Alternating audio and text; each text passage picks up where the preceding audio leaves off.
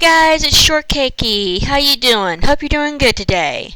Sorry it's been a while since my last video, but today I thought I'd do the top best horror franchises ranked. Will yours come at the top? We'll soon find out. Now, it's one thing to scare audiences with one movie, but it's totally another story to keep them on the edge of their seats year after year. These horror franchises have truly stood the test of time, turning kill-happy villains like Freddy and Jason into culture icons. But, again, which one will claw its way to the top of the pack?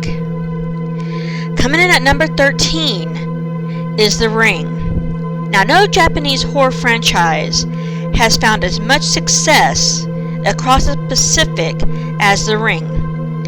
We're fond of both the 1998 original and the 2002 American remake. The more recent sequels leave something to be desired, though leaving the franchise as a whole a bit tarnished. Now, a little story with me on this. I was staying with my sister in Florida for a couple of weeks, helping her out with my nieces. Now, we decided to go ahead and watch The Ring. And if you know about The Ring, if you watch the video, the tape, a few minutes later or so, I think even seconds after the video, you get the call saying you're going to die. Well, not even. Just as we watched the movie, after the movie ended, my sister's phone rings. It was her boyfriend. Talk about timing on this. It totally freaked us out. But needless to say, it was a fun night either way around. Coming in at number 12 is Child's Play. Now, I'm not sure how, but a movie about a psychopathic talking doll has managed to spawn 5. That's right, 5 sequels so far, with another one on the way in 2017. In that time, we've seen the franchise come full circle, veering from horror to satire, and now back to horror again. Through it all, Chucky just refuses to die. Coming in at number 11 is The Purge. What if, for one night every year, all crime was made legal in America? That was the premises of the original The Purge, and has managed to show plenty of staying power in the 2 sequels. Like a lot of great horror franchises, The Purge works because it hits just a little too close to home. Plus, you kind of have to appreciate just how much effort the crazy psychos in these movies put into dressing up for the occasion. Coming in at number 10, Saw. Can't say we ever expected the first Saw to spawn a massive franchise spanning 7. That's right, 7, with another one in the works. Oh my god, really? Well, maybe the story of Jigsaw grew unnecessarily convoluted over the years, but no horror franchise consistently tops itself in the torture porn department.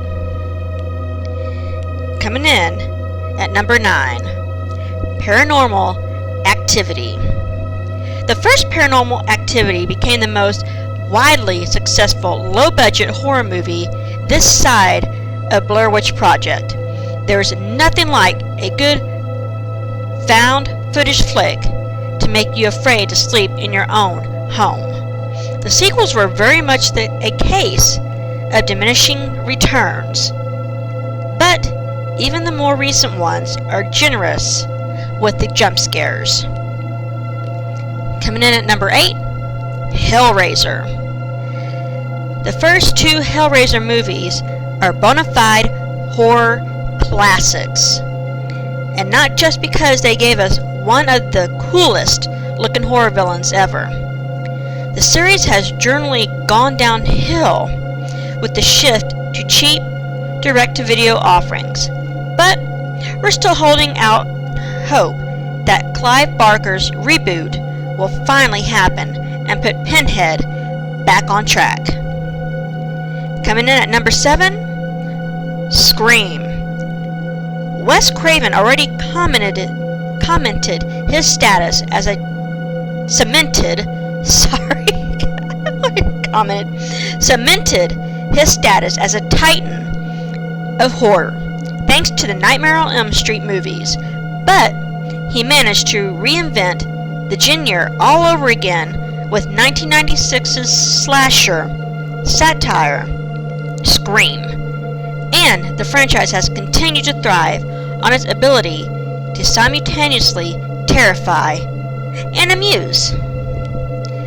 Coming in at number 6, Evil Dead. Who would have thought back in 1981 that the campy, low-budget The Evil Dead would eventually grow into one of the biggest horror franchises ever? If anything, Evil Dead is doing better than ever.